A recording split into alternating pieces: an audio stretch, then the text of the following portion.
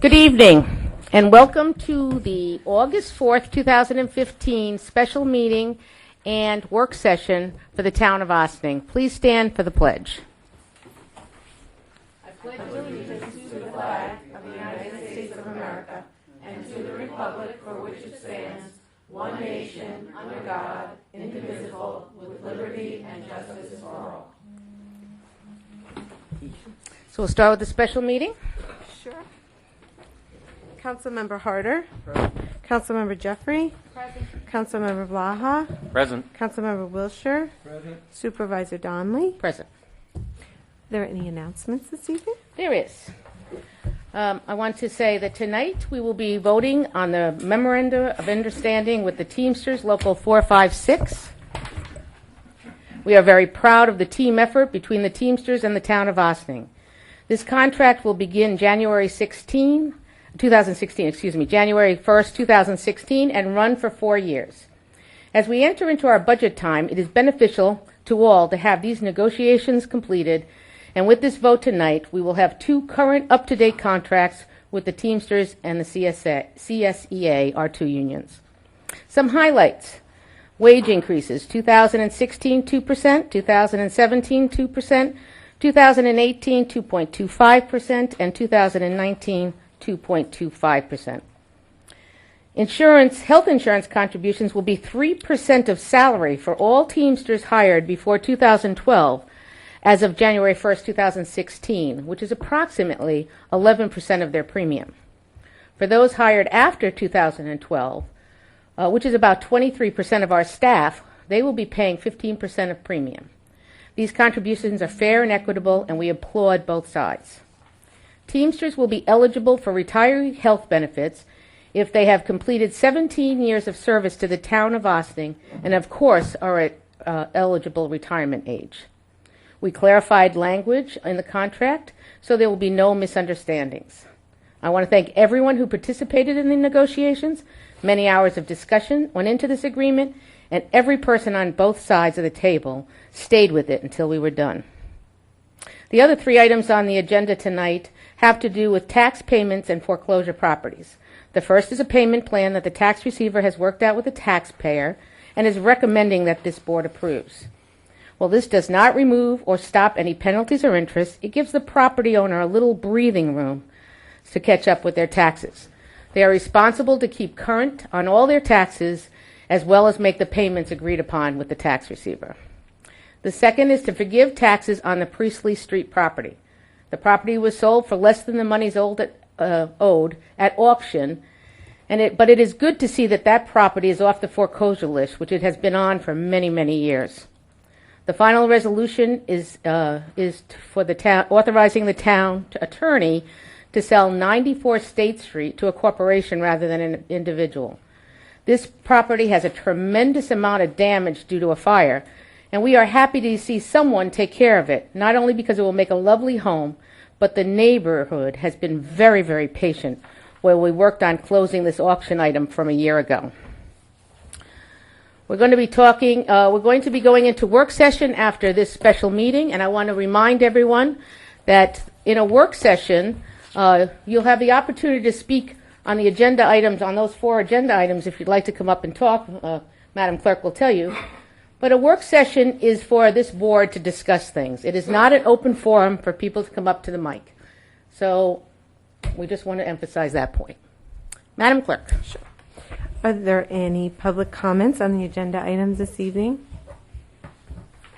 I find it amazing. And Can you come up to the... I thought we were supposed to come up. So It's a special meeting. it's not going to really help me. But. Can you state your name and... My name is Nava Bar-Abraham. I just moved to Ossining, and I'm shocked that any contract could be made, and I'm sure it's not your fault. I'm sure it was very difficult to negotiate with any civil servant that they would get a pension before putting in at least 30 years.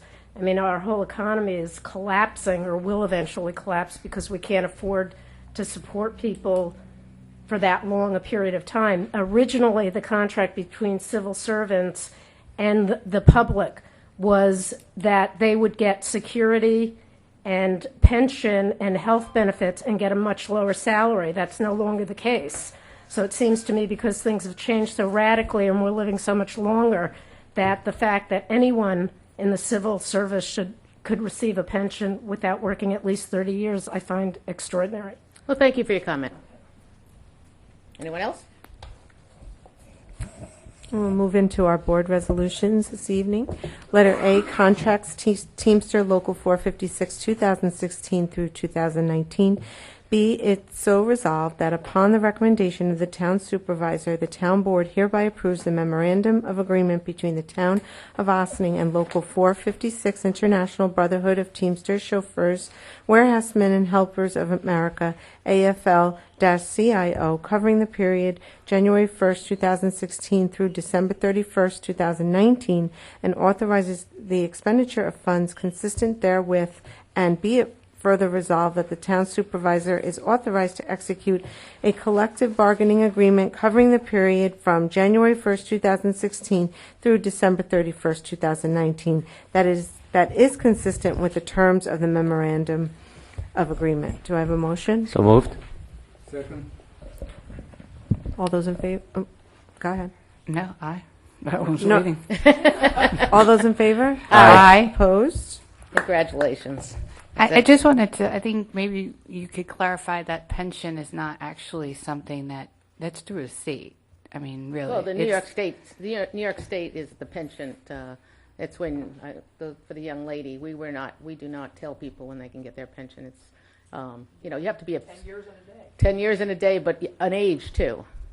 Yeah. But it's driven by the state. Yeah. The pension is actually for civil servants and people who work, is actually driven by state law, and it's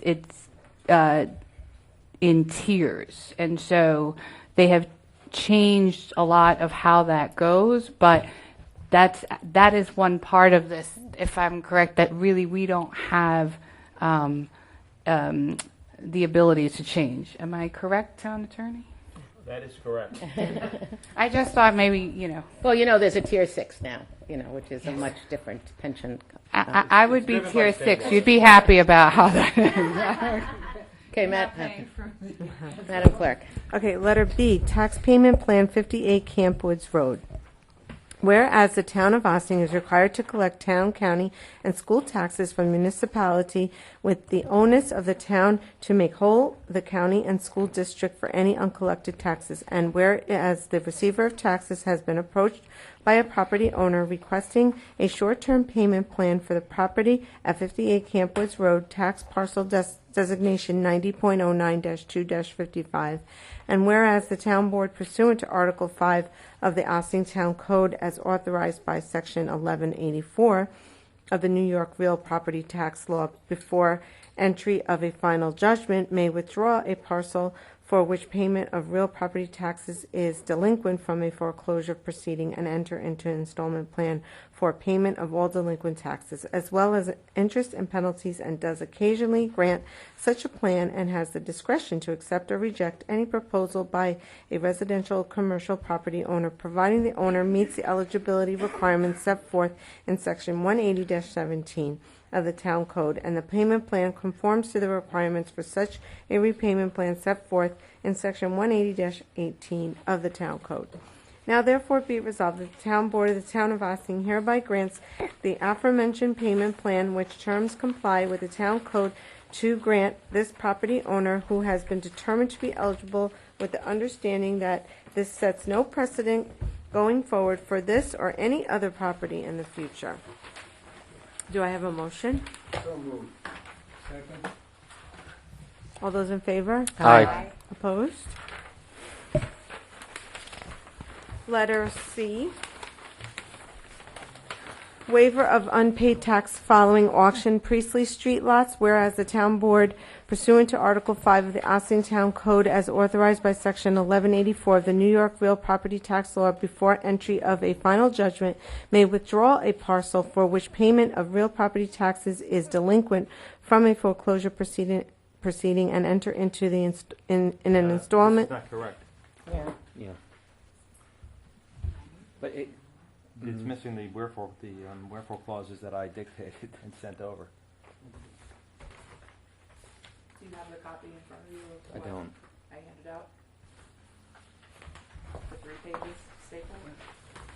Oh, yeah, what you just hear, this, yeah, Oh, No, this? there are no. yeah, this is on this one, yeah. Want me to read it? Page 3 of the three. Page 3 of the 3-pager. This is the correct one. So it So we'll- starts we'll- it starts at the, That's right. We just have to eliminate the first 2 paragraphs. right. Oh, It's just, You it's just- kind of, it was kind of like it's got stuck in there, yeah. Oh, so the first 2 paragraphs are. All right, right. not okay. I removed them. Whereas pursuant to a judgment of foreclosure for unpaid taxes entered by the Supreme Court of the State of New York, Westchester County, the town of Ossining conducted an auction of foreclosed properties at 16 Croton Avenue at 1 p.m. on August 13, 2014, in order to sell off properties with delinquent taxes owed to the town of Ossining, one of which was 2 vacant lots on Priestley Street, tax ID numbers 97.15-2-4 and 97.15-2-5. And whereas all present had the opportunity to register and become qualified bidders to become on the 3 properties for sale under the condition that the party offering the highest purchase price would be awarded the property subject to a resolution approving such sale by the town board of the town of Ossining. And whereas Miss Karen Lau was a successful bidder at the bid price of $12,000, and whereas the town accepted the high bid of $12,000 for the properties at Priestley Street submitted by Miss Karen Lau, Ossining, New York, the town accepted a deed for the property from the receiver of taxes, and the town supervisor executed a deed as well as all required transfer documents and forms thereby effectuating the sale of the premises to the high bidder after receipt by the town of the bid price, receipt of which is acknowledged. And whereas by resolution, upon conveyance of the property to the high bidder, the bidder became responsible to pay all real property taxes for the property as adjusted from the date of conveyance, with all additional accrued interest and or penalties that may have accrued against the property for unpaid taxes through the day of conveyance being waived. Now therefore be it resolved that the town hereby acknowledges that the unpaid base tax for the premises accrued through the date of conveyance, October 24th, 2014, in the amount of $5,356.67 for tax ID 97.15-2-4 and $4,775.85 for tax ID 97.15-2-5 for a total of $10,132.52 have been waived and written off by the town. The chart is on file in the clerk's office. Do I have a motion? So moved. Second. Can you explain a little bit about this? I mean, why are we waiving this? Well, this is at the advice of our esteemed tax receiver of taxes. Since when we conveyed the property, we waived any accrued interest, but we never technically waived by evolution of the town, never technically waived by resolution the unpaid base taxes, since the amount received did not pay off the unpaid base taxes on the property that it had accrued prior to the sale. So this is the formal resolution here by waiving all the unpaid base taxes that had not been received through the sale price. This property had been on the foreclosure list for many, many, many years. Right, okay. Got it. All those in favor? Opposed? Okay, letter D, resolution amending July 7, 2015, resolution authorizing sale of 94 State Street, whereas the town on July 7, 2015 approved a resolution authorizing the sale of property foreclosed on for lack of payment of taxes located at 94 State Street, Ossining, New York, to Darwin R. Yunga, the previous successful bidder at an auction of foreclosed properties. And whereas Mr. Yunga, through his attorney, has requested that the property be conveyed to a corporation of which he is a principal. Now be it resolved that upon verification by the town attorney of an assignment of bidder rights to Mr. Yunga, bidder rights by Mr. Yunga to Mikasa Contractor Corp. The resolution approved July 7, 2015, authorizing the sale of the property to Mr. Yunga is amended to authorize sale of the property to Mikasa Contractor Corp. instead. Do I have a motion? Second. All those in favor? Aye. Entertain a motion to adjourn into work session. Motion to adjourn into work session. Second. All those in favor? Aye. Opposed? Okay, the first item on our work session agenda this evening is a presentation by the tax receiver Gloria Freed of her department. We've done this with other departments. This is not an open session. This is not for people to get up and talk on the mic. We'll have Mrs. Freed's presentation, and then we'll move on to our next item on the agenda. Can you pass this down? Yeah. I'll take one.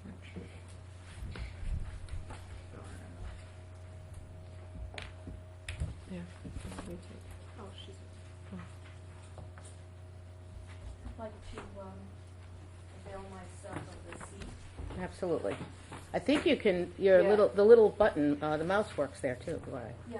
So we'll move over. The keyboard and the We'll move over and this is for you and him. and turn off those. Thank you. I got it. Okay. I got Is that good? Yep. So, Look.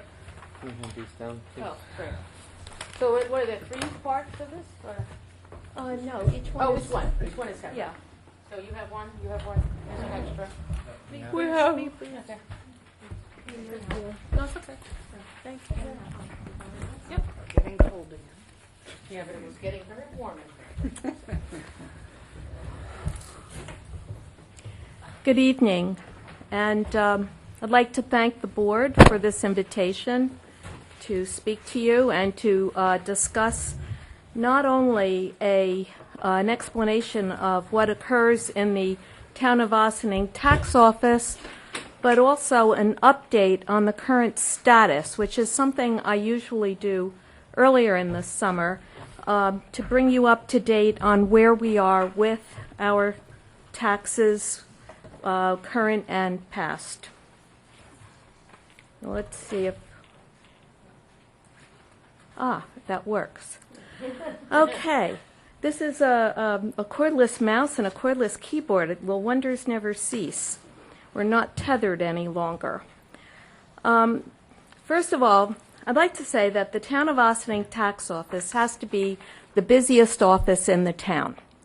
Now, in other offices, you have people coming in sporadically throughout the year, but in the tax office, 10,200 bills go out, and we expect to get a payment back in April for the town-county bill, and in September for the school tax bill, and in January for the second half school tax bill. That's at least 30,000 contacts with our residents and our taxpayers in the town that occurred during the year.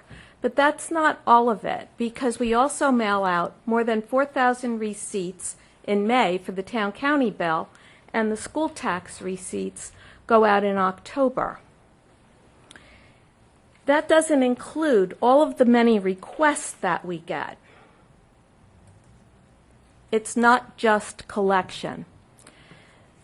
Besides creating the tax bills and receipts twice a year, which is a process of its own, which can take three weeks or more, and is a collaborative effort between the assessor's office, the budget officer, and the tax office, we also answer tax-related questions for property owners, and we provide services for appraisers and real estate agents. I have a consolidated rate sheet, which I've given you in the handout, which gives you for any area in the town, it gives you one number that you can use to compute what the estimated tax would be. This is a very valuable resource for real estate agents and for appraisers because it gives them a way to determine what the taxes will be on new construction or on a property that's undergoing damage, and it gives them a way to find that all in one spot without having to contact the village. My office also sends out email reminders. We like to try to keep our taxpayers up to date in a pleasant way with a friendly reminder. I do tax escrow estimates and work with people's banks when they have issues regarding their escrows. And the most important thing is the enforcement of delinquent taxes. This is current delinquencies, liens, foreclosures, and auctions. And to the extent that the town has a healthy fund balance, that's due in large part to the fact that you don't have a huge amount of outstanding delinquencies which cannot be collected. The enforcement of taxes and the effective enforcement of delinquent taxes provides a healthy fiscal background for the entire town and for all the taxpayers. So now that you know what collection and what the tax office is, let's dispel some of the myths that are out there, because there are quite a few. First of all, I've often heard these terms used interchangeably. Receiver, collector, well, isn't it the same? It's not. They are very different. And the difference is really described in law. A collector collects for one taxing authority, one municipality, and follows their laws. The village originally had what was defined in law as a collector-treasurer, and now it's a treasurer, and they collect. But a receiver receives payment on behalf of multiple taxing authorities. You've often heard the legal term, a receivership. It means that someone is appointed to a position to receive monies on behalf of another. Well, that's what a receiver of taxes is. A receiver receives on behalf of multiple taxing authorities and has a fiduciary responsibility to them. A receiver doesn't get to keep anything. They have to pass it on to the other authority, such as school taxes, where we have to make the schools whole, county taxes, and a receiver may also act as the enforcement officer for delinquent taxes. So where does this authority come from? Town and county law define the position and the responsibilities of a receiver of taxes. The sections of New York State town law are in Article 3, Sections 35 and 37.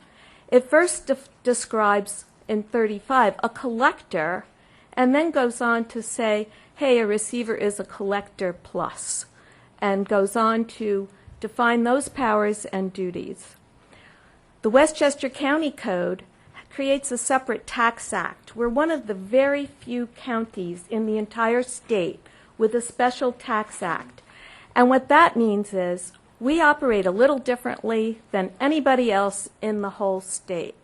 We are the only county in the entire state of New York where the towns make the school districts whole. The towns make the county whole. In every other county, the county makes the towns whole, and the county pays the school districts. So that gives us a different level of authority because we have to enforce the delinquent taxes. The receiver of taxes has a fiduciary responsibility to the municipal entities beyond the town, not just Westchester County for the county tax, but also for the special districts, county sewer, county solid waste, the Ossining School District, the special district for the library tax, and the Briarcliff Manor School District. Now, another myth is that when a receiver takes office, there's a surety bond that's filed with the clerk's office, and people believe that that surety bond protects the receiver from loss. The fact is, the surety bond protects the municipality in the case of a default by the receiver, but the receiver is personally liable. As a matter of fact, what Article 3, Section 35 says, which I pointed out earlier, is that such sureties shall be a lien on all the real estate held by the collector or his sureties in the county at the time of filing, and shall continue to be such lien until its condition, together with all costs and charges which may accrue by prosecution thereof, shall be fully satisfied. What this means is, my house is on the line if something goes wrong in my office.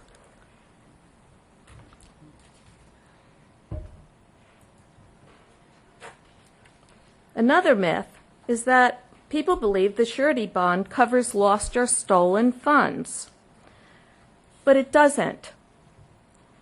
The fact is, deposits of town tax monies must be made within 24 hours after receipt.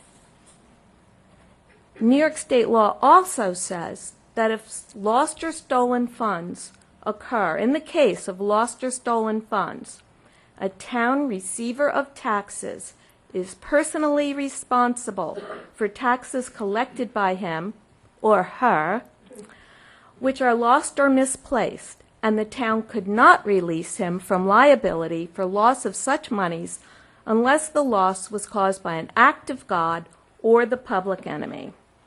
Now, the public enemy means that we're at war. It doesn't mean that somebody from the public comes in off the street and steals the money.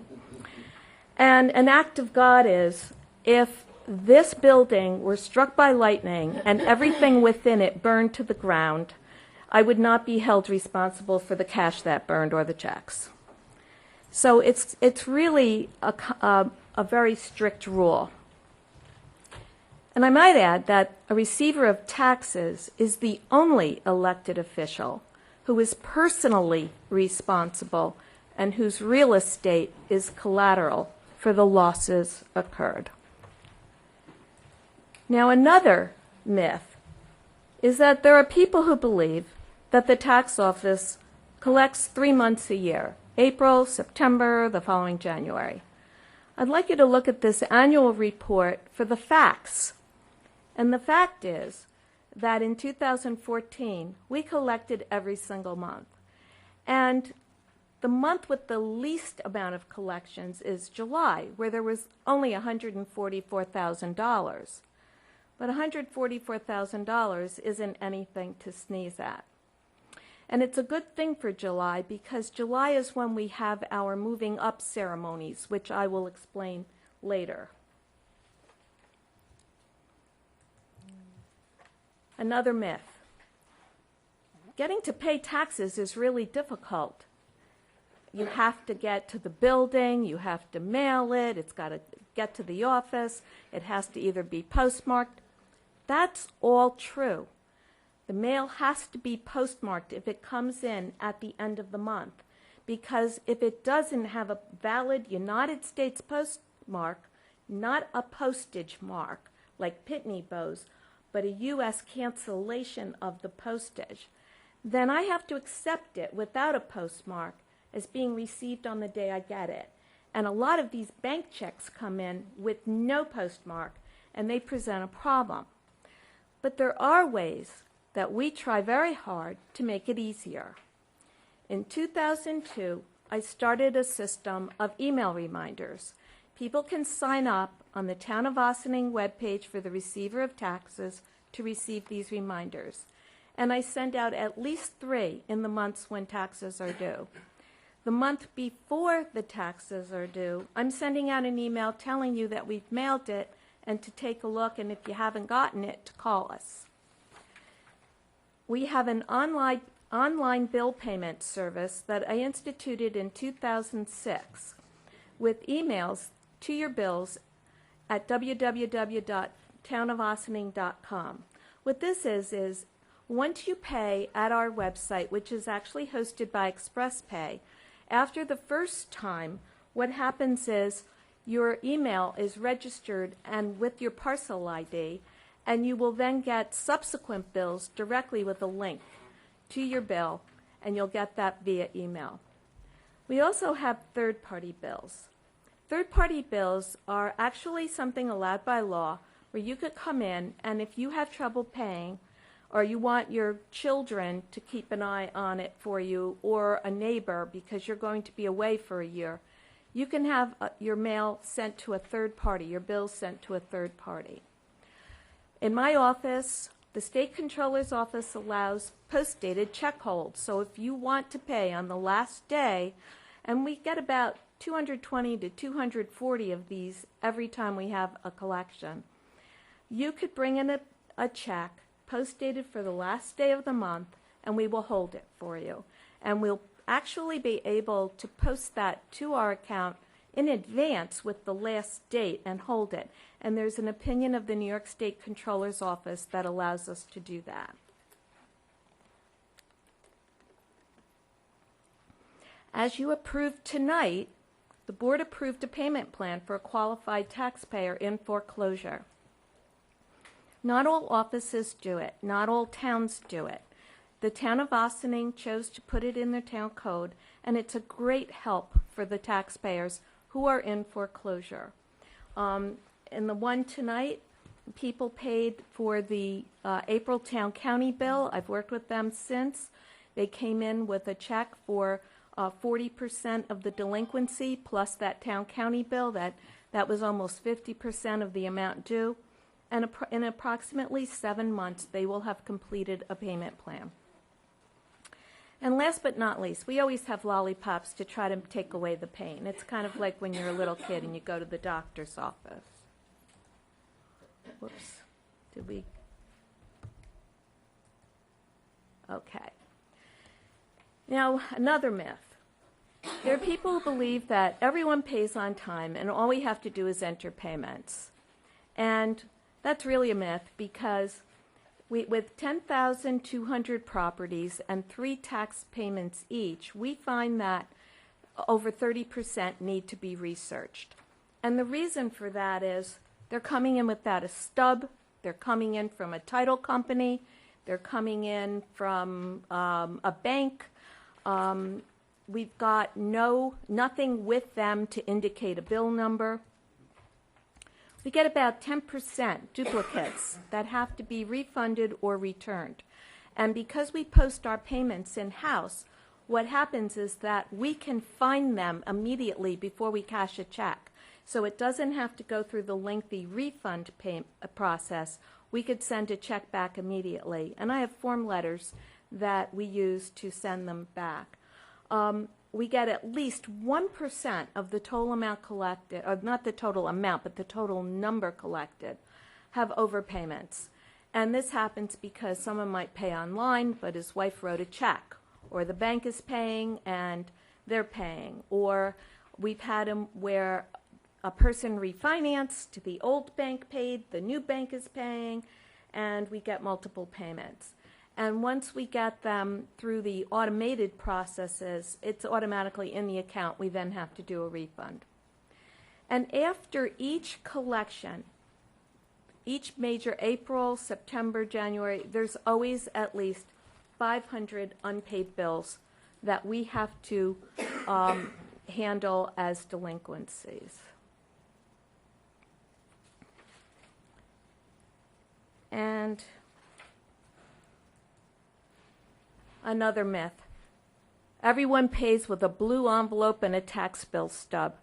This is why we have so many that have to be researched. What we typically call the white envelopes are the ones that always need to be researched. And the ones in the blue envelope, sometimes there's just a check in there. And Tom Warren will attest to the fact that sometimes in that blue envelope, we've got a check for the village. And sometimes in their yellow envelopes, there's a check for the town. So we have to do research on all of them, but the white ones in particular. And this was a particular day in April. And another thing that happens is sometimes in the blue envelopes, you have 2 stubs and 1 check, or you have 2 checks and 1 stub.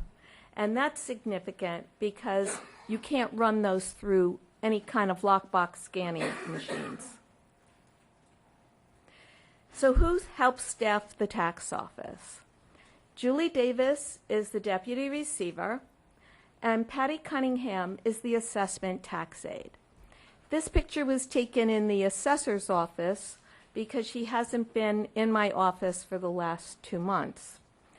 And this actually was the picture that was in the assessor's program. So, current year's taxes. Let's start with what do we do with a current year? First of all, we bill April 1st or by April 1st for the town county bill. It's due on April 30th. School district taxes for the Austin Union Free School District and the Briarcliff Manor Union Free School District are billed by September 1st. They're due in 2 installments. Penalties for these bills are set by the Westchester County Tax Code, and they go by a strange schedule: 2% the first month, 5% the second month for 2 months, then 7%, then 10%, then 12%, so that at the end of a year you're at 12%. But the enforcement of delinquent taxes is a 4-year process. It's a 4-year process from start to finish. And delinquent taxes from each year are combined into one lien and filed with Westchester County the following July. So now I'm going to show you why July is so important and so busy. We kind of think of it as our graduation month. Just as you have students graduating in June, our delinquent enforcement process does its graduation in the summer in July. So let's start with the freshman class. Our freshman is tax year 2015. The lien year for that bill won't be until next year. And right now, we are collecting the current year's delinquent town county, and since we don't have any yet, but will have by October, the delinquent school tax. And as I said, there's at least 500 bills after each collection. But by the third, so that's at least 1,000 in a year. But by the third month after, like right now, we're in August, we're down to a little around 200 of the town county bills. My sophomore class, these are the delinquent tax year bills from 2014. That's last year. They were rolled over into a delinquent lien and filed with the county in July, and that's a July 2015 lien year.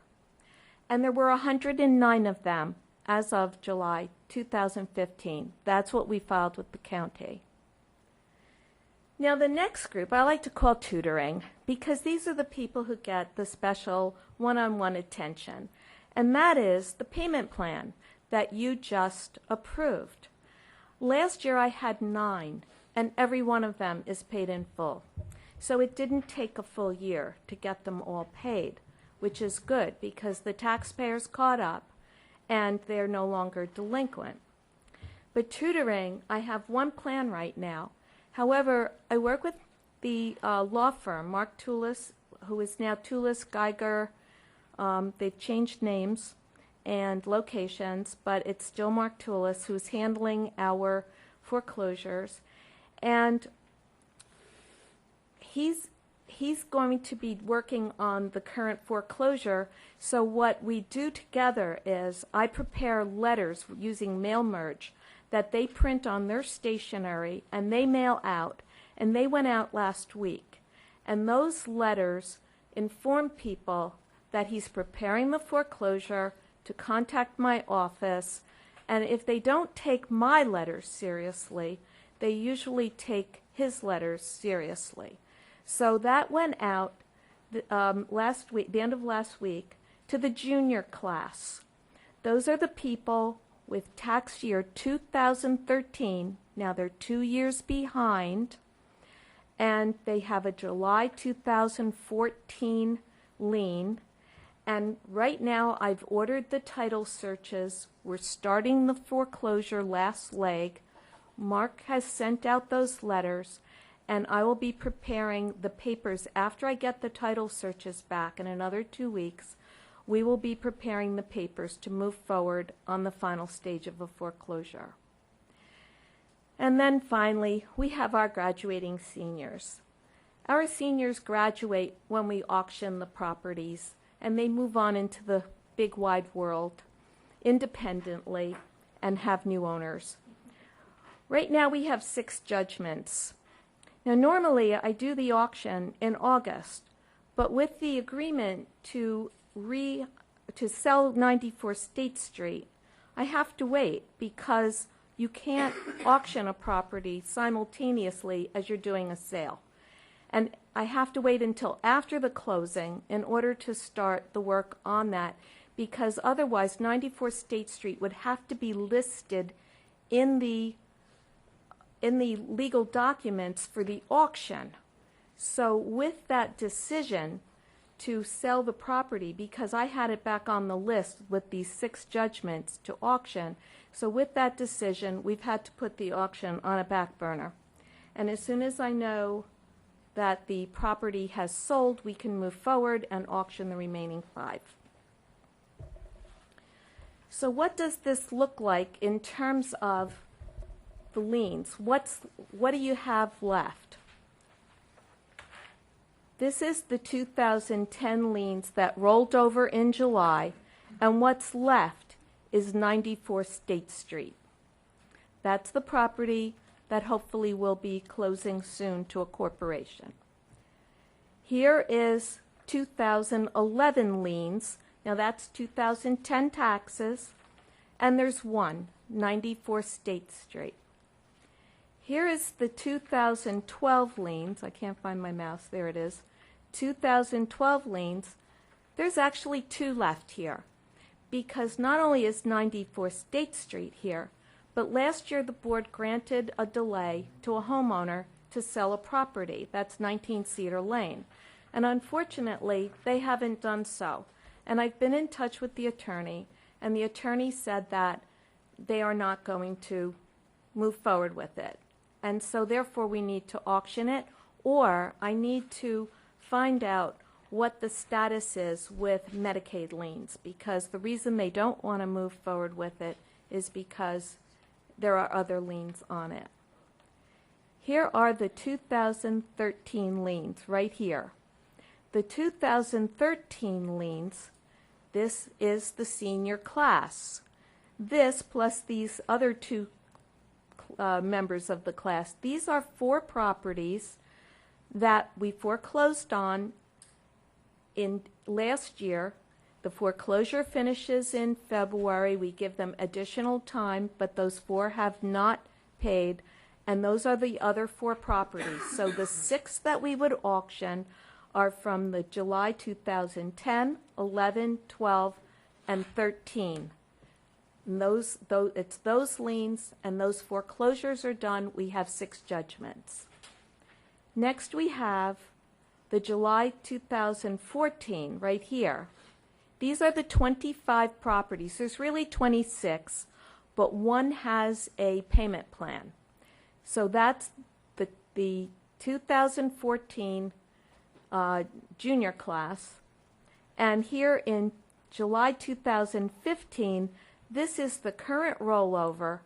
None of these have paid yet because we just completed the rollover. We sent out delinquent letters, and we will soon be hearing from these people. And this is the sum total over a 3-year period, actually, of what is delinquent in the town. And when you consider that these are the current year, the 109 liens from 2015 include the liens, the 6 that we're auctioning, and they include the 26. So really, there's 32 of those 109 that we've already counted for. So we have roughly 72 new liens. So there are 2 current problems in the tax office that were cited in the current audit management letter. And there are 2 different internal control issues.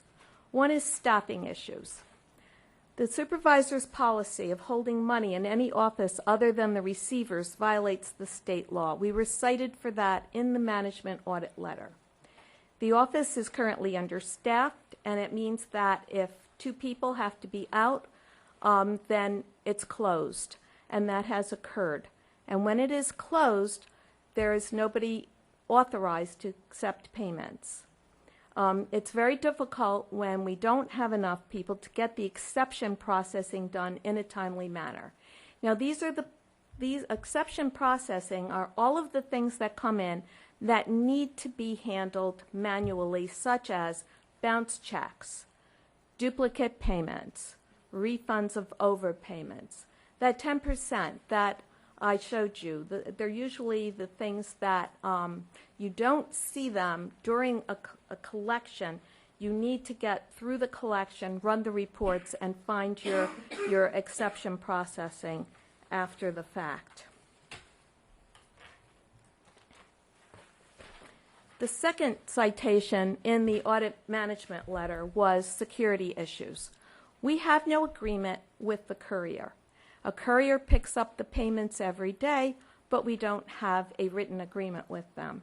So what that means is we don't know where does my authority end and my responsibility end, and where does the bank's responsibility begin. Well, the bank has been adamant that their responsibility doesn't start until the money is in their hands. But I'm not with that payment when the courier picks it up. And so far, what that means is that right now, for the period of time when the money is under the care of the courier, there's no real security. Now, the courier they require that a copy be made of every check. I don't have enough staffing to make a manual copy of every check. During the collection, we have 3 people who are working to post and take payments, answer the phones, handle the mail, and do everything else that's happening. And after the collection, the major months of collection, 1 person is gone, and that leaves 2. And it's not enough staffing to make manual copies of checks, especially when you consider that we've got 10,000 payment, there might be 5,000 checks. The rest, other payments come in by wire. Some payments come in over the internet. But when people, here's another myth. When people pay online on their own web page, on their own Citibank, on their own bank account, those come in as paper checks. They don't come in by wire. And so we have to look every single one up. And those checks we do copy.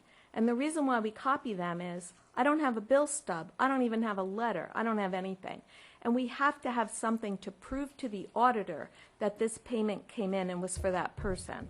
So that's what we use as a stub. And besides which, the copier is in the public area of the room, which means that we'd have to be standing there, lifting the lid, putting down 3 checks, putting the lid down, and making copiers at the way the copier works, and it takes a while. I did the numbers. So I actually had some solutions for some of these things, because in 2011 we did a security review, and we identified 4 security issues in the tax office. The first one was counting cash. We were counting cash at the counter, laying it out on the counter, and you have to do it in front of the taxpayer, and you have to do it so they can see you count and not think that you're palming off any of their 20s. And it was causing lines out the door. Second one, catching counterfeits. We had a counterfeit bill. It's very hard when somebody is paying with a lot of bills to check each and every one of them. And those little pens don't work. Those little pens that are supposed to turn dark, they don't work on really good counterfeits, because really good counterfeits, they use spray starch on them. And what that does is it works on the starch in the bill, and so it'll turn brown on really good counterfeits. That copying checks, here it is, what the courier required, and the courier costs. The courier costs the bank money, and that ultimately costs us money. So how did we solve the first 2 issues? The counting cash at the tax counter, I checked, and we only received cash on 85 of the 250 days that the tax office was open in 2012. We had to count each cash. You have to do this twice in front of the person when accepted at the counter, and lines grew. And at the end of the day, we had the same situation. Now you have to put everything together, count the whole thing, and break it down for the bank, put it in the bag, and tell them how many of each bill you have. And catching counterfeits, the average tax payment consisted of 35 to 40 bills, and we have to check them in front of the taxpayer, and we have to check each one individually with that little pen or put it under a light. And we did get a $100 bill that slipped past us on the last day of January when we had a lot of people. Third, I already discussed copying the checks. The bonded courier service provided by the bank, the bond only covers the cost of reconstructing the deposit, meaning that if it includes cash and check, they would not give us the face value of the entire deposit, but just the amount of cash, and we were required to have a copy of each check. And the items that you had to have, the maker, the dollar amount, the routing number, and account number, would allow them to reconstruct that deposit. So we had 17,131 checks in 2012. That's over $83 million in checks. And multiple batches daily, and each batch had at least 50, maybe less, but around 50 or fewer checks. And we had 165 days with checks but no cash. The other deposits, as I said, were wires or internet payments. So, issue number 4, courier costs. The courier came every single day, 250 days. The bank assumes the cost at $24 per day. That comes to $6,000 for the year. For each bank service we use, we lose points on our interest rate. It's what the bank calls a relationship interest rate. A relationship interest rate means that if our relationship gets deeper and I'm providing more services to you, I'm going to give you less interest. Twice in the past, I was involved in negotiating for a higher interest rate by cutting the services that they were providing. In the first case, we were looking at another bank, and we got Hudson Valley Bank to quadruple our interest rate because the other bank was willing to pay us 1% as opposed to 0.25%. And in the other case, I was able to negotiate by just decreasing from having wires to having ACH transfers, which are so much cheaper, that rather than wiring the school districts, we were doing ACH transfers, and we got 2 basis points. And 2 basis points is 0.02%, which might not sound like a lot until you multiply it by $130 million, because that 0.02% is on the sum total of what was deposited during a year. So a courier savings for the bank would result in a higher interest for the town, but that needs to be negotiated. So how did we solve the first 2 security issues and the potential solving of the last 2? After much research, we purchased a JetScan IFX by Cummins. This particular machine can do all 4 of those tasks. It's one machine. It's the same machine that's used in the banks. As a matter of fact, I saw it in the bank, which was where I first had a demo of it, and then I called the Cummins Corporation. This particular picture next to it is a picture of the DBM, the DBM, Deposit Balancing Manager software. They have 2 different softwares that go with it. This particular software allows you to, after you scan checks, to make sure that the deposits balance and do an automatic deposit to your bank. The Cummins JetScan IFX currency counter sits right behind the counter in my office. We take money right there, turn around in full view of the taxpayer, and run it through the machine. Right here, you could see, but it's black on black. This is a receipt printer, and when we turn it on, it prints out the number of each currency, the number of each type of currency. In other words, 5 20s, 4 100s, etc. And we can give that receipt to the taxpayer. So it's extremely fast. It eliminates taxpayers waiting in line. Without having money sitting on the counter, it means that there's greater security. The taxpayers can watch their money being counted. We can run it through the machine twice, which means I don't need a second person there to count it. And it's very effective. Now let's hope that this works. Oops, it didn't. I don't know why. That's the second. How do I move that back? Okay, this little yellow button is the counterfeit detection button. And I think that this machine, this does not have in it the software to allow me to play the movie. I was going to show you the movie on how fast this machine is. Bummer. In the interest of time. Yes. Let's bypass the movie. Okay. John Hamilton took an hour.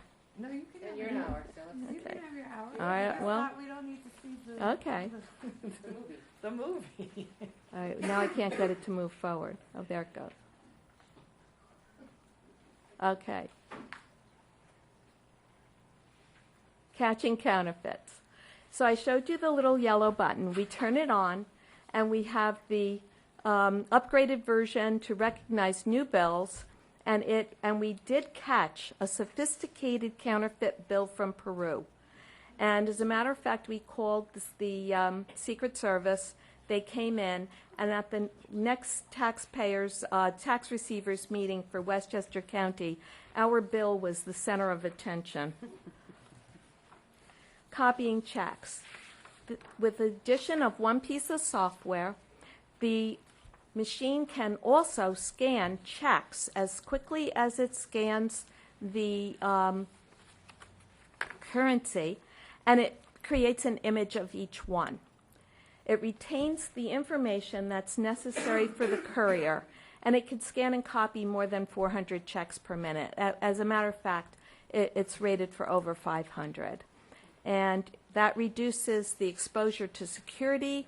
We would have a copy of everything, and you don't have to sort the checks by size, and it just scans them upside down, backwards, forwards, whichever way you put them in there, but it knows how to right size them. And once again, let's see if this works. All right, what this would have showed you was 7 seconds, 53 checks. You could see the 53, but it's not going to work. I can't even get it to move forward. Here it goes. So IMS is the software, which we are not going to see either, and that software is the one that takes the image of the checks. IMS is the image management software. We were able to scan 53 checks in 7 seconds. We could do the entire year of 17,000 checks in a grand total of 38 minutes. There's no paper cost, no real personnel costs. Manually, 53 checks took 10 minutes, laying them out 3 at a time on the face of the copier. We took 13 reams, we figured it would be 13 reams of paper for $65, and we have a copy charge on our copier, so it would be over $60, and about 52 hours altogether at the deputy's salary is $1,290.38. So the total of the manual cost pays for the IMS software twice in 1 year. Now, courier charges. The deposit balancing manager, the DBM, the one that you can take the checks, it automatically, when it scans the checks, it's the same scanning, but it automatically puts the endorsement on the back. So you never have to sit there stamping, like we do now, the back of every check. And it sorts the checks by confidence level, meaning that, okay, well, I'm not really sure whether I scanned this one correctly. The ones I'm confident of are green. I'm not so sure about the yellow. The red, we've really got an issue. You might have to look. You have to definitely look at them. And once you do that, you can correct them. And when you do that, it it should equal the total of your deposit, and then you can accept that batch. And once again, it's blinking like it wants to show you. But here, this is the red. You have to look at those three. Here's two in yellow. Here are the green ones. And there's an image of the check. So when you have a problem and you click on it, you can see the check and do the correction. And sometimes what the problem is that a signature goes below the line and interferes with the micro numbers.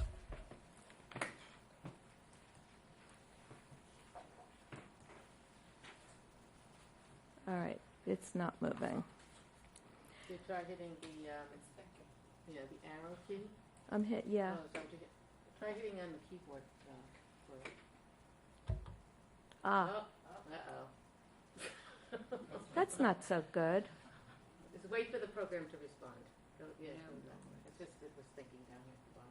It's still thinking, it's thinking, why can't I play this movie? Is really what it's thinking. You know, I have a feeling that there's software not on. Oops, there we go. So now we went too far. Whoops. Here. Okay. Now, how does this differ? Because you have to pay for this software, but it would pay for itself within half a year. But why is this different than the bank-supplied systems? Well, first of all, it's 10 times faster. Second of all, it works with our existing equipment. You don't need another piece of hardware. It's 10 times faster, no relationship interest rate expenses, because if you're using the bank's machine, then once again, the bank is going to say, okay, we're providing this service, and therefore we're going to lower your interest rate.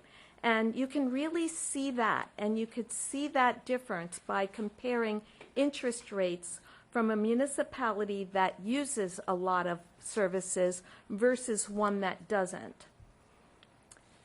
And you don't, some of the systems that are supplied by the bank, such as remote lockbox, you need to have that tax bill stub.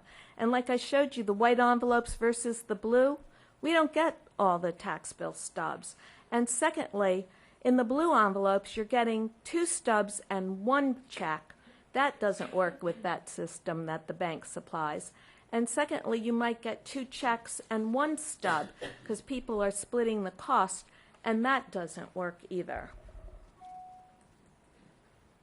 So I had a trial period with this software for 10 days, December 11th, 17th, 2012 through January 3rd. It was only 10 work days. We had 62 customer deposits. 7 were cash, 55 were remote. I processed almost $4 million, 582 checks, because the end of December, we get a lot of people who want to pay that second half school in the current calendar year. And for those 10 days, just 10 days, we got an extra $55.72 in interest. And that wasn't a negotiated interest rate increase. That was just because I got checks in on Friday instead of waiting for a Monday courier pickup. I got checks in on Tuesday instead of waiting for a Wednesday pickup. It worked well. It was very easy to use. And it eliminated the stamping of the back of those checks, which is 582 stamps right there. So, how much could we save in courier expenses, which would give you negotiating footage with the bank? The office is open 250 days a year, and the courier costs $24 per day. That's $6,000. We had cash on 85 of them, and we would have needed the courier on those 85 days for the cash. So the potential savings is the difference between the number of days of cash and the number of days that we don't have cash, and we could save $24 a day for the bank. So that's $3,960. That's the amount that the bank could save. Now, I was able to negotiate a 0.02% increase, which is 2 basis points on just using ACH for 2 months out of the year, January and September. And if I could get that for 2 months, when all we're doing is changing a $27 wire into a $4 ACH transfer, and we were talking about maybe 10 wires a month for those 2 months, 20 wires, then what could you negotiate when you're saving that much?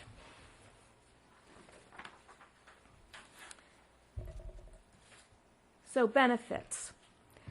By using this system, we would definitely meet the state requirement for a 24-hour deposit. We get an extra day's interest from the date of posting on every single payment. And I figured that out. At the time, we were at 0.27%, and I think they've dropped us down to 0.25 now. But that was 867.53.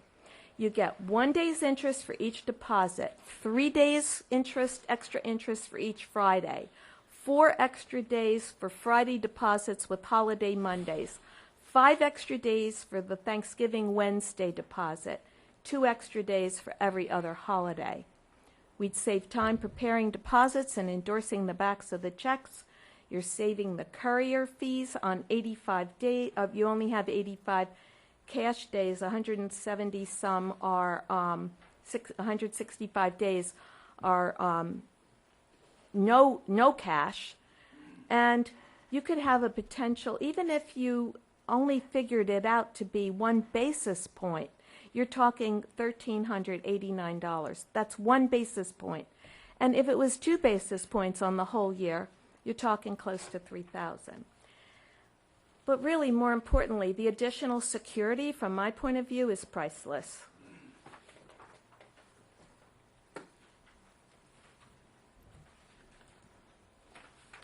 So, conclusion. I'd like to see the second deputy position restored to prevent the office closures that have occurred. That would meet the recommendations in the audit management letter. I'd like to see the board restore the part-time seasonal line. It was $2,000 to cover the office when all 3 employees are out at the same time, which happens during tax receiver training times. I'd like to ask the board to consider investing in the Cummins IMS software to provide the copies of the tax payment checks, because those copies are required by the courier. Even if we are still using a courier without an agreement, at least we're protected. And secondly, invest in the Cummins it should be DBM software to provide the additional security, same-day deposit, rapid deposit of checks. And I will be requesting these in my budget. Are there any questions? And I beat John Hamilton. I had time for the movies. Thank you very much. I Thank would you, have Gloria. provided That was you with- very informative. Okay. I agree. Does Thanks, anybody on Gloria. the board have any questions? I don't think so. There was a lot of information to Lot of digest. information. It was thorough. It's not just posting. No, it's not just posting. We learned that. Yeah. Well, thank you very much, Gloria. Thank you very much. Okay, so we'll go on to our next item on the agenda. I've lost my agenda. Oh. This is a very preliminary, we have 2 items on our agenda tonight, which are very, very preliminary, and I just want to start a conversation tonight. It's not an open discussion. It's an open discussion amongst the board members, but we have to start, I want to start talking about things such as fundraising in the town parks, and also I want to start with the Community Development Block Grant. I'm going to start with the Community Development Block Grant. I'm going to reverse these two. So in 2009, there was, can you take that outside, please? Thanks. In 2009, the town of Ossining, the village of Ossining gets quite a few community development block grants, and the town does not really get very many. But they did get one in 2009, and it was in reference to restroom facilities for Gerlach Park. And the way that they got that grant was the fact that all of the municipality, the entire town, uses Gerlach Park, and they had gotten some nice money for it. However, in 2009, as we all know, it was the beginning of the lawsuit that has to do with the HUD and affordable housing. Fast forward 5 years, and everyone is still sitting there, and no one has gotten CDBG money. Not the villages and the towns that were not even in the whole HUD issue thing. No one has gotten CDBG money. As a matter of fact, last year HUD took the money away from Westchester County. Nita Lowy and a couple of other great people sat down and negotiated that the state should take over community development block grants. We had the opportunity to go to a meeting last week, and it's a little bit different than it used to be. It used to be that not-for-profits could apply for them as well as municipalities. Now it has to be a municipality because it's state-driven. But we are going to go back in and ask for our CDBG money from 2009, which was restrooms and more lighting in Gerlach Park. And I think that that's a great plus. One, they had done a great job on the application. They had actually been awarded the community block grant. This is a very short year. You have to have all your applications in by October with a decision in December. And you have to be as shovel-ready as you can be. And in this particular case, they're prefabbed restrooms. So it's not even a question of having to do anything. So we're very happy that the community, the CDBG grants are back. We encourage all municipalities to go out for them. And we're going to be going out for the one that was given to the town in 2009. We're working diligently on it now. And we'll have it to the state. And I want to thank everybody involved in the state. Again, it's a lot of paperwork, everything about everything that has to do with state and federal government seems to be a ton of paperwork. So I just wanted to update the board that we are working on that in the office, along with other opportunities for getting funding. Okay, and the other topic of conversation that I just want to open up tonight and not, sorry. Yeah. I don't claim to know a lot about CDBG money. So do you know what are the parameters by which, what can you put in for that generally? Well, generally it's for municipalities that have a certain income, their average resident has a certain income. Right. And it's to benefit that particular group. But I just meant what kind of project is it? Well, we would not be eligible for very many others, except for something like you wanted to do in a park. In a park, okay. For because us, right. because our entire community uses that benefits park. from it, okay. Right. We don't have the right it's really for the cities, and the village does. The village has gotten some excellent funding for road work, they do a lot of their sidewalks with it. They do a lot of projects with it. Yeah. I'm sorry. Yeah, and it's right. Yeah. But we were just pleased that they invited us to the table. Okay. They said you if you look at the original list, we weren't on it, and so but Scarsdale was on it. So we went back and we said Scarsdale's on it, we should be on it. And plus we have one from 2009. So I think it's very important that we go back in. We're moving quickly on it, as quickly as we can, and we'll keep you posted as to what's going on with that particular grant. And that particular park desperately needs restrooms. So, and the only other thing I want to start a conversation, because we originally slated it for the next work session, is for a discussion of fundraising in town parks, and it's really to sit and see where this board is and to find out what the laws are. And I'm not going to tell you that I have that information now, but there's different times and different places that one should be fundraising. And I think, in my opinion, this is my opinion alone, I have no problem if someone sets up through the recreation department, sets up a activity to happen. I'm going to use, for example, the Lions and the Rotary had a softball game. You went to that knowing you were going to a fundraiser, knowing you were going to something where they were doing something so that they could raise funds for specific purposes and everything.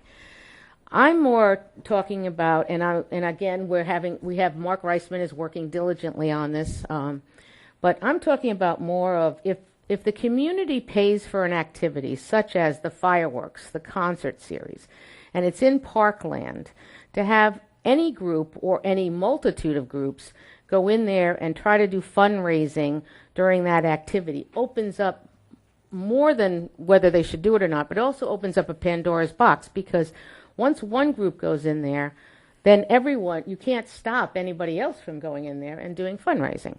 So you'll have people that are trying to have a picnic or something, and like 10 people will come over to the Manassas for funds. So I just wanted to put that out there as a start of a discussion. I know that some of these things have been done in the past, but I don't think that we gave the recreation department and or the police department the tools of where the parameters are and where they should be. And if the board decides that the parameters should be nowhere, then we'll go with that too. But that's just the start of that conversation. Can I ask a question? So it's my understanding that the underlying premise already exists that nobody can do fundraising if it has not been permitted, right? So people aren't just allowed to walk down to a park and start asking people for money. You would have to do that if you were going to do that, you would have to do that first by going through the rec department, Right. getting an approval of a permit, and then the question is whether or not those permits should be approved. Correct? And there's also a whole question. We have some there's some organizations that you have out there, like the Italian, what is the Italian club called? Columbus Lodge. We had this big thing at the beginning of this year, and they're called bell jar permits, For them to even do any fundraising, even in their own premises, you're supposed to have this permit. So we don't even know where those permits, what is those permits? Where should you have them? What are the organizations that should have them? And we need to have all that information brought together, I just want to ask, I think you're trying to differentiate between an organized event where a group, which is maybe a charitable organization, right. And which has an activity. We have great groups in this Right. community, and they're all great. Which runs an activity which is intended to perhaps raise funds for that group, where an application is filed, Right. and it's reviewed. And I think you're differentiating that from what I would consider, or I would call, solicitations, uncalled for. I don't like that word, but it's only because I don't like that word. But every single group, if we opened the door, if you went down there, and who is the community center to say this group can do fundraising during one of those activities, but Northern can't for Star of Bethlehem, and so now you have all these groups down there, and you change the whole thing. What is the purpose of it? Where is the community? Where do you stop it? And Okay. So I have a couple of questions. First of all, I think first And of all, again, I'm not saying we have the answers. We're just talking about it. I think one question is to know whether we've had overt issues where we're having, all kinds of people who are coming and soliciting or fundraising. It's different, maybe different words, different fundraising at events. I think so. One is whether it's even something that we have to really deal with if it's happening so much.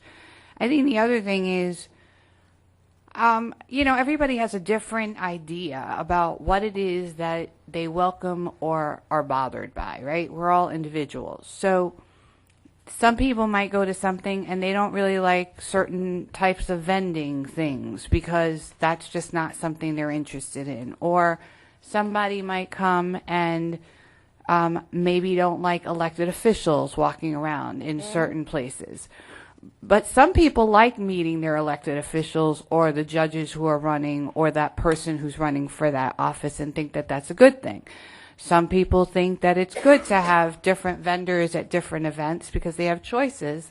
Some people might be really interested if there's a non-for-profit or some kind of organization that's looking to raise funds. Now, maybe if we're having an issue, then maybe we talk about parameters and process.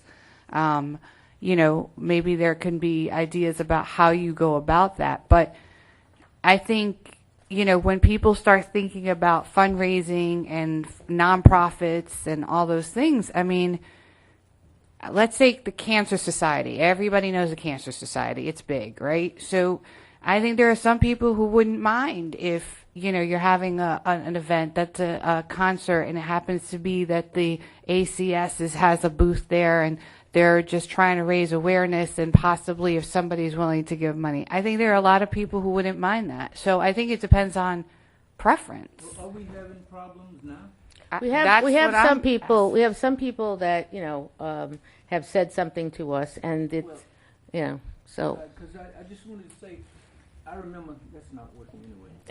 Oh yeah, here you I go. remember a couple of. Thanks, Matt. You're famous now. You're on a national debate. Go. We had a couple of years ago.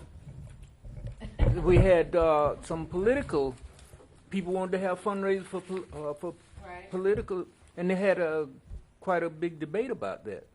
Okay, So- that's so- another. That's another thing. So now, if we're going to be passing out whatever permits, you got to think about everybody, and that will be that the parks was not supposed to be used for political purposes. That's Political or yeah. that was then. Now, so before we make any rash decisions, think about what we're doing here. I agree. We also have. Oh, no, here. Here's one. We also have a body called the Recreation and Advisory Board, which is comprised of citizens from the town, from the village, and this organization was put together to address issues just like this. It's fairly frequent that issues come into the recreation office, and they then pass that along to the Recreation Advisory Board, who studies the issue and then makes a recommendation. And I would just simply suggest that it would be a good idea to work with Chris. Ask the It's a great idea, I think. body to work with Chris to come up with some recommendations with regard to. We what can we're postpone studying. this whole discussion until September, because I know you don't meet again until September, Right, right? You that's don't right. meet in the summer, so It's a very complicated issue, as you know. Very because- complicated. Because, It is. as some of the email chain has indicated, there are also issues of free speech that have to be considered, free expression. So, all these issues have to be looked at. You can't discriminate. You have to be whatever regulations you're going to consider have to be broad, but they can't be specific to any one group. They have to apply to everybody involved. Absolutely. So it's got to be looked at very carefully before you start changing the law and making restrictions in public parks at this point. Okay. I think that's the can of worms that Northern Wiltshire was talking about over there. Yeah, because I've seen it. I know what I'm talking about. I hear you. right.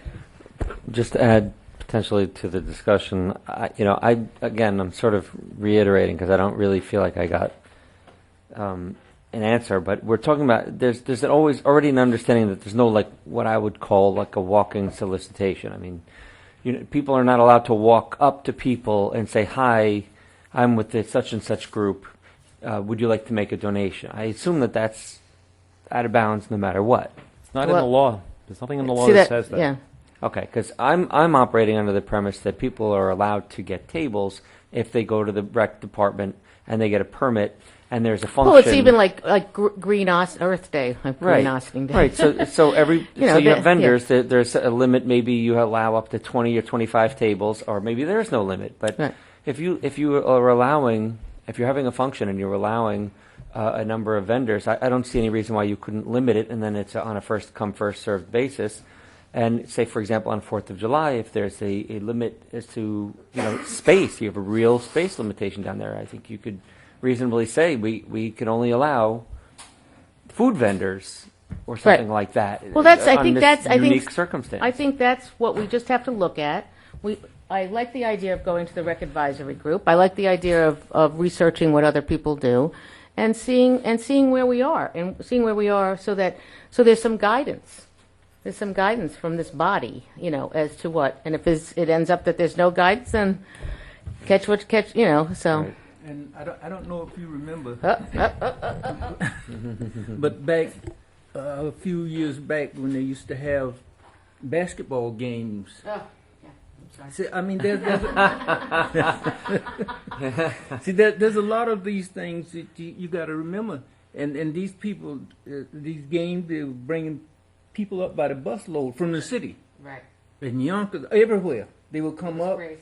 and they were supposed to be through by 12 o'clock, and they was there till 2 in the morning, and all that kind of stuff.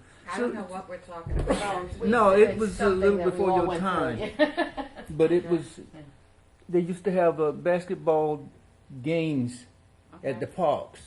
Right. And it was, I don't know what kind of competition, because I never went. But Was it a fundraiser? it was for, It wasn't supposed to be, but it ended up. but yeah. Oh. And You it had was, to pay to play. and it never turned out well. Most of the time, there was arguments and fights and Other a lot of things. other. Sounds kind of. But I think what we have to do is we have to look at what we have. We have to look at what other communities are doing and see if we want to move at all on this. But I've had enough people call that said, I want to be able to go to the park and be able to sit there and not have someone come up to me and ask me, and then again, if it's one very, we're not questioning whether the groups are good, bad, or indifferent. Well, can I ask a question? There was somebody who was running for something recently at the concerts, and they were walking around. Did you get any emails from anybody about them? I didn't get, and again, that is, I almost walked up to them and said, But no, I was there, and I didn't see anybody upset. yeah. So I'm But just. that's different than going up and saying, buy this chance or something like that. That's all I'm saying. Just. I don't know that there's a difference between saying this is my pamphlet for me being elected, I'd like to run, versus can you buy this raffle, versus can you buy these cookies, right? I don't know. I think that depends upon the person who's. Yeah, I understand where you're coming from, but I do believe if you go to a park and you're invited or you're asked to come, you know what you're there for. You know what the people expect. Now, if we're having a barbecue for Joe Blow, we know why we're having this barbecue. Right. So therefore, if he's selling raffles or he expects you to donate money to his campaign or whatever the case may be, we know this before we go. But if you don't go there under that, if you went there for the fireworks or the concert. No, Yeah, or but I'm something like with. that. I'm just saying if we're going to start, I'm back to where you are, which is if we're going to start regulating fundraising, then we're going to have to start regulating people who are running for. everything. Then you're going to have to start right. And so I'm just. Yeah, I don't think so. I don't think. I think asking people for money is different than asking for their vote. But but anyway, let us do the research. I We think wanted you to- think that. I don't think that everybody necessarily thinks that. And I think some people wouldn't mind being asked for money for a good cause and would mind having somebody come bring them a pamphlet. So that depends upon the person.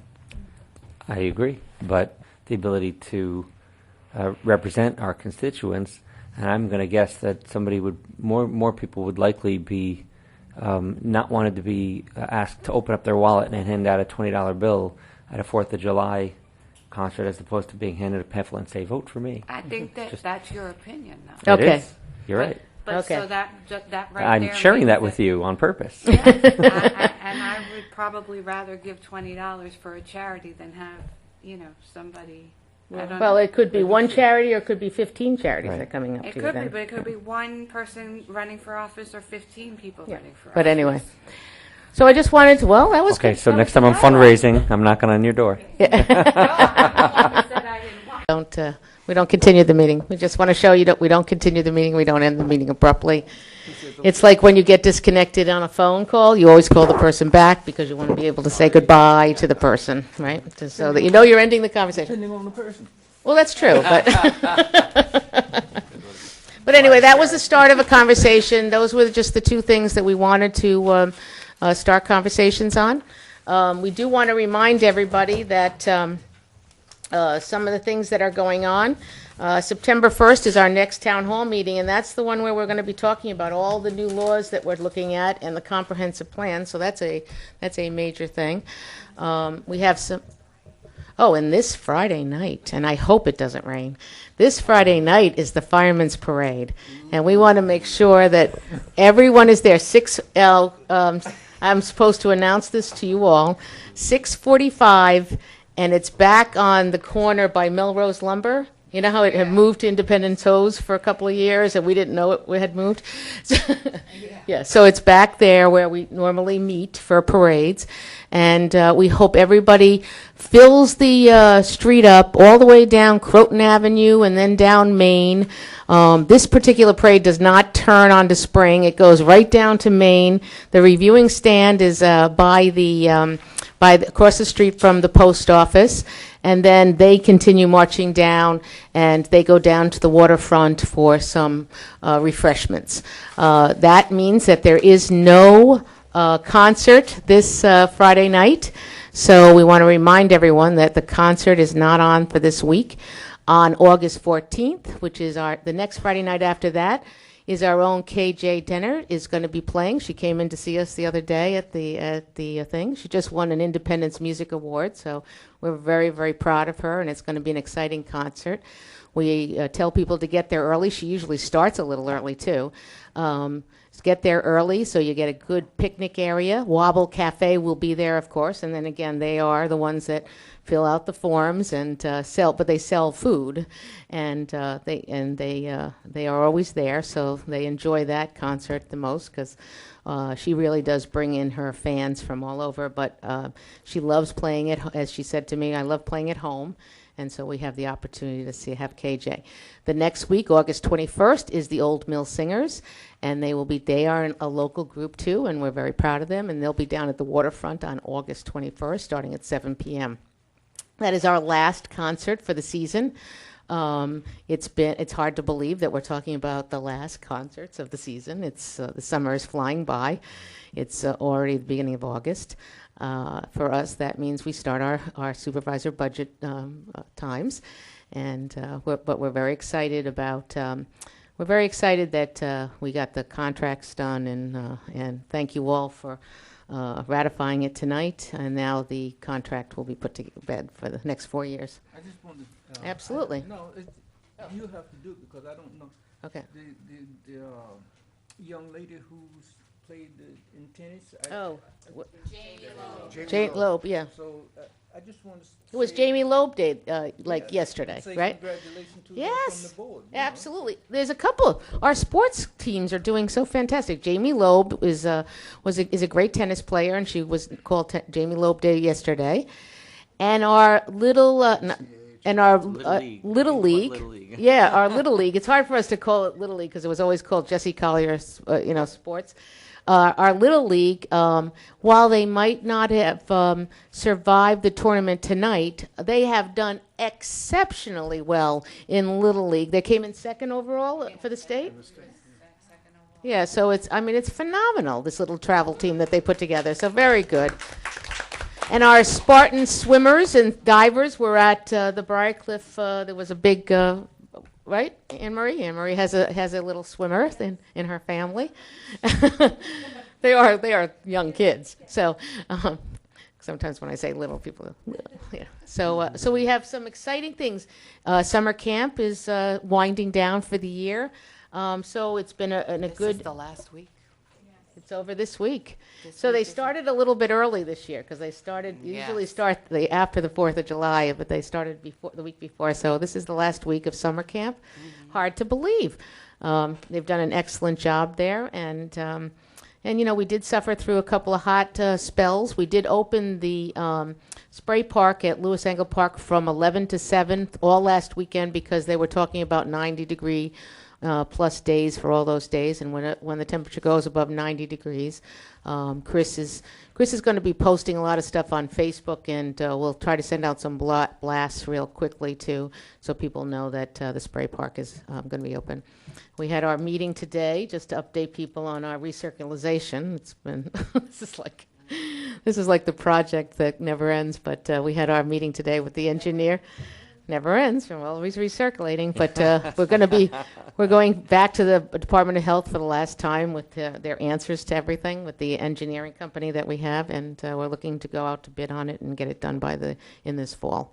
So we'll have that all done, and so there's a lot of exciting things going on in the town of Ossining.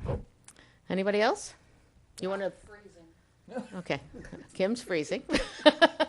Actually, it's beautiful because it turns on, turns off. Oh, yes. Oh, my goodness. How can we forget this? We are paving 5 roads. We have milled any roads that were going to be milled, which means that you pull up the old asphalt and stuff. Stormy Town should be... Young lady in the front row lives right off Stormy Town. That's right. Stormy Town should be finished tomorrow. That's what they tell me. They had a little problem with the asphalt factories, but it's going to be a beautiful job. We are going to be putting up to slow the traffic down, so just be prepared. We're going to be having officers out there, and that little light that says you are going, 30 miles per hour in a 30-mile-an-hour zone or 60 miles an hour. It's a very dangerous road. So we want you to make sure that you travel it. The other roads that we're doing is Brookside, over by Brookside School. The Maryknoll has been notified that road will be closing. It just means going like the long way around. And then we are doing Gordon, River Parkway, and Blue Lantern, which is over by behind North State Road. So those are the 5 roads that we're doing this year. We're very proud. We haven't done roads in a long time. And I'm sorry? Oh, in Mancuso. Right. Mancuso had to, yeah. So that one they don't need so much traffic patrol. We do ask you to be careful of our guys out on the road. Don't hurt the messengers, please. They are not there for you to aim at, and we really need them to come back to work when this is all done. So we have guys out there. We've had the police out there the last couple of days, especially Stormy Town. We knew it's the one of the most traveled roads that we have, and the fact that we'll have it done by tomorrow, we're very, very pleased with. So we want to thank Lou Rinaldi and his crew. He's the annual bidder on the paving, so he is doing the job. Other than that, anything else? I'm freezing. Okay. Yes, ma'am. Will that sign be permanent where it says you're going over the speed limit? No. They travel that thing around. Yeah. It travels from space to space. They had it not too long ago, right on 9, right by where the St. Augustine's turnaround is. So they had it over there the other day. So we want to thank you. Have a great week. I hope to see you at the parade on Friday. Fingers crossed. No rain. And then we'll have a lot of fun and have a great weekend. And we'll see you next Tuesday. We will be at the courthouse for a legislative session at 88 Spring Street. So look forward to seeing you there. Have a great week.